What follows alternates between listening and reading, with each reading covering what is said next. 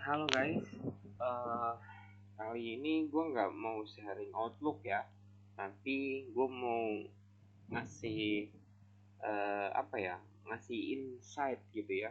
Kenapa gue pilih RSI untuk oscillator dan seberapa penting RSI gitu. Eh, ada beberapa poin ya yang perlu digarisbawahi. Si siapa namanya untuk eh, apa namanya RSI gitu ya. RNC itu penting menurut gue karena RNC ini satu, dia ini uh, metodenya apa ya, lebih cepat daripada oscillator yang lain. Oscillator yang lain maksudnya gimana? Jadi oscillator seperti kalian tahu itu ada banyak ya, kalian bisa cek di sini. Ada average true range, yang sering dipakai ya MACD, stochastic, kemudian RFI gitu ya. Nah, dari sekian banyak yang gue pilih itu uh, menurut gue RSI karena gue kan day trading ya, dan menurut gue RSI ini lebih cocok untuk day trading. Kita ambil peluang yang apa namanya, ambil peluang yang lebih cepat gitu sebelum marketnya itu running ya. Nah, untuk yang kedua, si RSI ini apa ya, satu, lebih mudah dibaca gitu ya, lebih mudah dibaca karena seperti yang mungkin teman-teman pakai juga gitu ya, RSI itu eh, dia itu kita pasang RSI ya, kita coba pasang RSI, eh, RSI dan defaultnya itu adalah 14. Nah, untuk RSI sendiri itu ada bagian atas, bawah, dan tengahnya sebenarnya, tapi enggak gitu ya. Defaultnya itu seperti ini. Kita reset sebagai default dulu ya untuk si RSI-nya. Jadi kita tahu nih defaultnya itu berapa gitu ya. Kita reset dan dia akan berubah untuk ininya, apa sih namanya, value-nya. Jadi si RSI ini akan berubah value-nya menjadi 14. Kemudian untuk levelnya ini kita defaultnya itu kalau nggak salah 30 sama 70 deh. Ini karena udah gua ganti ya, jadi agak berubah gitu. Nah, defaultnya itu seperti ini sebenarnya untuk RSI. Jadi ada limit bagian atas 70 sampai dengan 100, kemudian ada limit bagian bawah di 30 sampai dengan kosong. Dan apa namanya, si si RSI line ini dia akan bergerak di antara ya, di antara 70 dengan 30 apabila si market ini posisinya itu trendingnya nggak terlalu kuat gitu ya. Nah, gimana cara bacanya atau gimana cara kita pakai trade RSI untuk entry kita gitu ya, untuk cari posisi trading kita gitu. Apakah kita harus sell atau kita harus buy?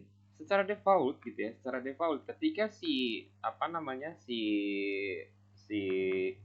RSI line ini tembus di atas ya, di atas dari moving line 70, kemudian bisa keluar kembali ke bawah harga 70-nya, untuk level 70-nya, maka posisi marketnya itu cenderung berubah jadi ke bawah gitu ya, jadi downtrend. Tapi kalau dilihat di sini agak berbeda ya. Di sini kan crossnya di bawah nih kalau kalian perhatikan. Tapi dia penurunannya nggak signifikan gitu ya. Penurunannya nggak signifikan, bahkan dia akan marketnya itu cenderung naik ya. Setelah penurunan yang nggak begitu dalam, dia melakukan penerusan sampai sini. Berarti RSI nggak bisa dong, nggak bisa dipakai. Ya, kalau RSI hanya dipakai sendirian nggak akan bisa dipakai. Dan itu kenapa gue modif untuk apa namanya, untuk penggunaan RSI menjadi level ini dan gue tambah satu level lagi yaitu 50 seperti ini, jadi berubah tampilannya. Oke. Nah, penggunaan RSI yang gue pakai ada dua metode. Pertama sebenarnya ini adalah metode pertama, single RSI atau RSI satu RSI ya, dimana cara bacanya ketika marketnya benar-benar tap bagian harga, bukan harga, level 80 atau level 20, disitulah gue baru siap-siap untuk ngebuy ya. Jadi kalau misalnya kita marking ini ya, kalau kita marking ini ya, geser ya, oke. Kita marking ini sebagai lowestnya, dimana harganya itu di bawah dari 20 ya, ini gitu ya, di bawah dari 20, dan kita turun ke time frame yang lebih kecil ya, kita turun ke time frame yang lebih kecil. Ada nggak ya, hilang apa enggak? Oke, saat kita turun ke time frame yang lebih kecil, dari kita tadi lihat markingnya itu di H1, H4 ya, di H4 ya, kemudian kita pindah ke time frame entry, bisa dibilang seperti itu.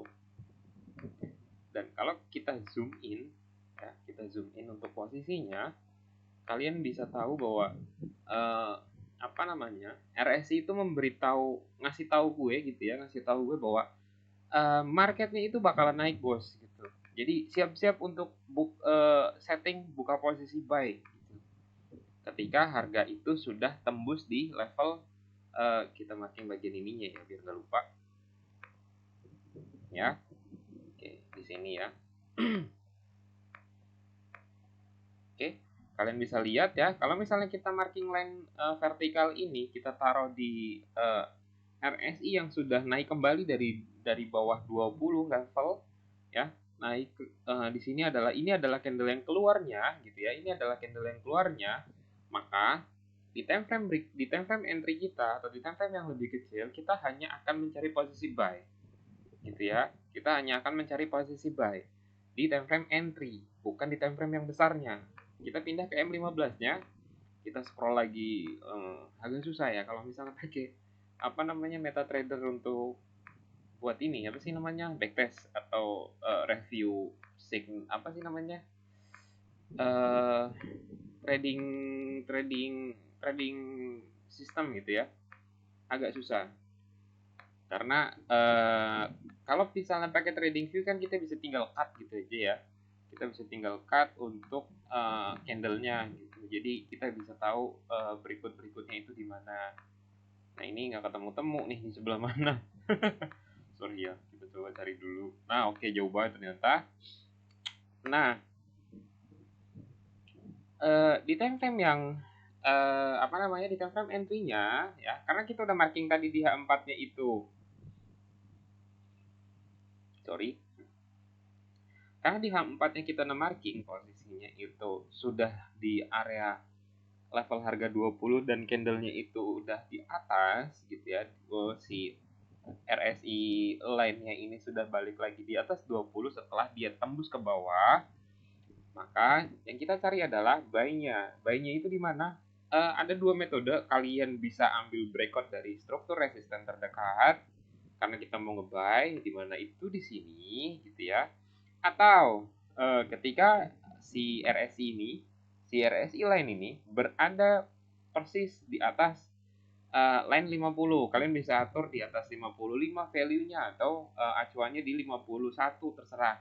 Ya jelas si RSI ini akan ngasih tahu lebih awal untuk buka posisi. Kita balik lagi ya, kita ulang ya.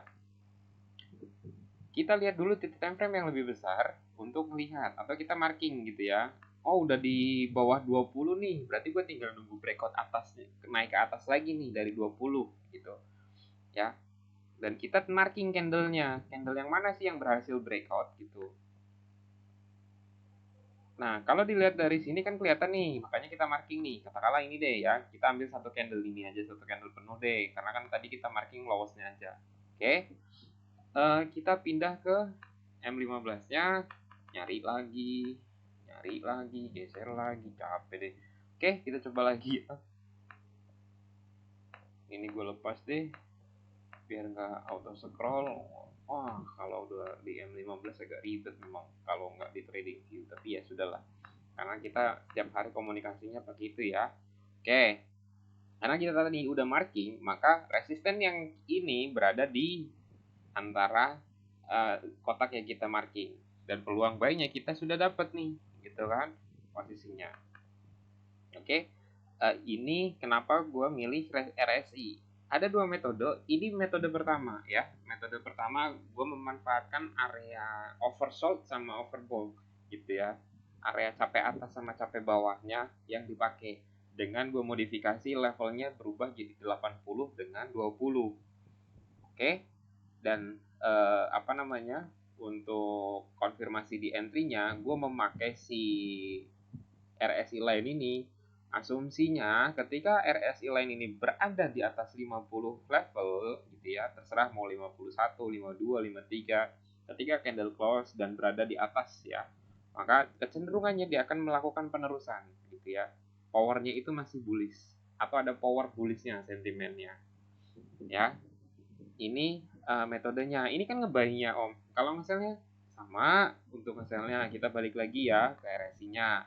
Selama kita nggak nemuin ada posisi overbought atau oversold-nya, ya jangan buka posisi dong, jangan nyari-nyari ya. Sekarang kita cari dulu nih di sebelah mana yang dapat nih. Agak lama ya. Kita coba cari. Dan kalau kalian perhatiin, kita banyak miss-nya gitu ya. Kita ada banyak miss peluangnya untuk ambil apa namanya, peluang sell-nya. Padahal posisi trennya juga bagus gitu ya, ke bawah running gitu ya. Oke, kita marking ya. Kita dapetin lagi satu posisi sell setelah kita scroll cukup lama ya. Ini asumsinya udah breakout candlenya. Oke, ini juga sama, itu sebelahnya. Terserah kalian mau pakai yang mana lah ya. Ini ya, candlenya itu berarti yang ini. Kalau ini kan belum nih, masih di garis ini yang udah jauh. Oke, kita ada dua posisi dan sekarang kita ke M15. Oke, sorry, kita belum markingin candlenya ya. Kita belum markingin candlenya, jadi kita marking, kita mau nge-sell di satu ini dulu ya. Satu ini dulu, satu candle ini dan satu candle ini.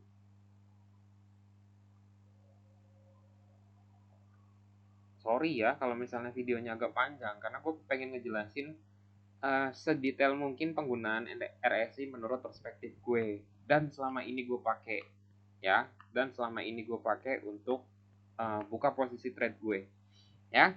Oke, sekarang gini, bisa dilihat ya untuk yang line pertama, vertical line yang pertama, di H4-nya atau di time frame yang lebih besar itu udah tembus ke bawah, tapi posisinya apa namanya, si candle itu belum break dari strukturnya. Katakanlah ini supportnya ya, ini recent supportnya nih. Ini adalah support terdekatnya itu di sini ya. Kalau kita tarik, ini belum ada yang breakout ya. Kalau kalian perhatiin, ini belum ada ya. Jadi belum bisa buka posisi untuk, walaupun kita udah tahu kita akan nge-sell ya, dari RSI-nya udah bilang untuk nge-sell, tapi ada tapinya nih. Struktur dari si marketnya itu posisinya itu belum break dari ini. Kenapa jadi dua nih? Oke, gue jelasin ulang ya. Kenapa double nih? Oh, nggak bisa diklik lagi. Oke, ini gue yang ini biar nggak geser. Nah, kita tarik ke kanan ya. Nah, bodo amat lah, jadi dua kali kan. Ya, ini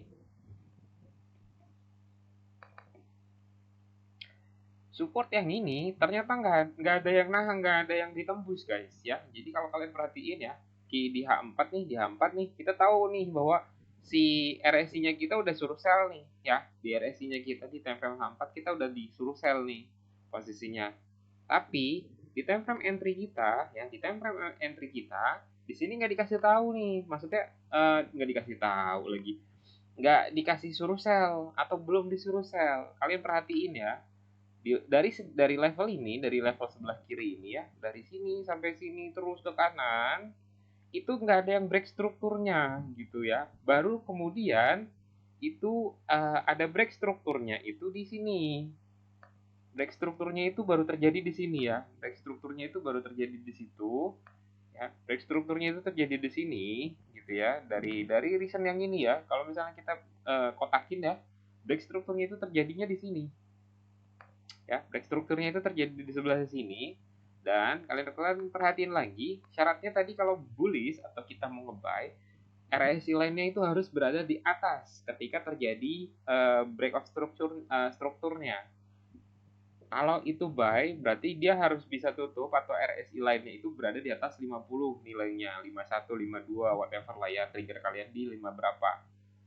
Ini syaratnya minimal di atas 50. Ya. Dan di sini terjadi. Dan kalau kalian mau sell, kalau misalnya ini dianggap sebagai break of structure ya gimana? Karena di sini ada beberapa support level, kalau di time frame yang lebih kecil, ini adalah support yang bertumpuk di sebelah sini. Dan kalau misalnya ini dijadiin break of structure-nya, kalian sell dapat, kalian bisa masuk ke sell gitu ya, maksudnya bukan sell dapat, ya break of structure-nya. Dan di sini breakout posisinya, coba perhatiin candle yang breakout di sebelah bawah ya, di sebelah bawah berada di bawah dari RSI line 50, level 50-nya posisinya di bawah sini ya. Coba kalian perhatiin ya, ini contoh untuk sell sama buy-nya. Jadi kalaupun kalian entry di sini pun kebetulan ini bener gitu ya, kebetulan ini beneran nih ke bawah. Dan kalau kalian ambil breakout yang ini pun ya, kalau kalian ambil breakout yang ini pun ya, posisinya sama. Si siapa namanya? Si RSI lainnya ini berada di level 50. Ya, berada di level 50 ketika terjadi breakout. Maka peluang sell-nya itu dapat nih ke trigger, dan ternyata betul running sampai sini. Ini contoh dari GBP USD. Ini metode RSI yang pertama ya. Untuk metode RSI yang kedua, gue akan bikin kemudian gitu ya, karena ternyata videonya cukup panjang untuk ngejelasin apa namanya penjelasan penggunaan RSI menurut gue gitu ya. Jadi nanti apa namanya ke depannya, minggu depan atau minggu kedua, minggu ketiga, gue bakalan share lagi penggunaan RSI versi kedua ya. Ini kan single RSI. Ada versi lain yang melibatkan indikator lain untuk menggunakan RSI sebagai acuan trading kalian untuk menentukan buka posisi buy atau sell ya. Jadi sorry videonya kepanjangan. Kalau kalian merasa video ini bisa digunakan untuk menambah kekayaan, bisa dibilang trading system kalian, jangan lupa di like, di komen, dan yang belum subscribe tolong di subscribe. Bantu channel ini ya jadi berkembang gitu ya, hitung-hitung supportnya gue gitu ya kan. Jangan lupa nyalain notifikasinya, karena setiap hari Senin gue bakalan bikin outlook market untuk pergerakan market 1 minggu ke depan. Oke, gue rasa cukup ya. Jangan lupa backtest. Thank you.